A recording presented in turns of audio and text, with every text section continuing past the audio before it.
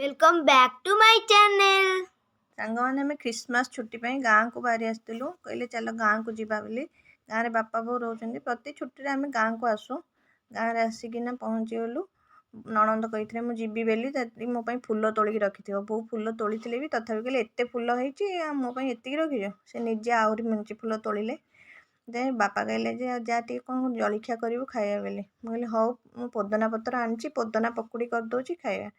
बाबा कहले पोदना पत्र कौन पकुड़ी करू। मु कहली हाँ भल लगे खाइबे आपण तू कौन खाए कबे करूँ। मुझे मुझे नी कि नासिक प्रथम खाई से देखिली जमी एत दुकान में सब एमती पकुड़ी होती पचारि मुझे ये कि पकुड़ी एत नेली कलर देखा ना एत मैडम खाली पोदना पत्र अधिक पड़ुची। मुझे कही हाँ घरे छाणी बोली पोदना पत्र अधिक पकईली सब पकुड़ी भाया जमी कटा हे सब सेमती काटिकिना प्रथम ताको छाणिली। कहली अल्प छाणे देखिया भल लगुच कि नाई बोली किंतु सेमती नील कलर भाया देखा जाऊला। प्रथम झील कहला जेजों को आगे नहीं दे जे केमती लगुच जाने। बापा को लेकिना देली।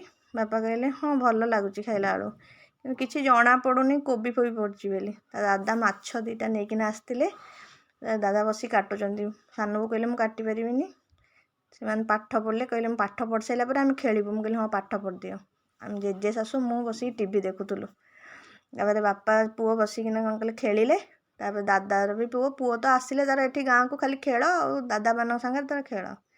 कहली जाऊँ मो दिहर मोर बस खाऊलु। दिहर कहले मोर फटो उठाओनी। झील कहला हाँ उठेबी। खाई आम शोलु।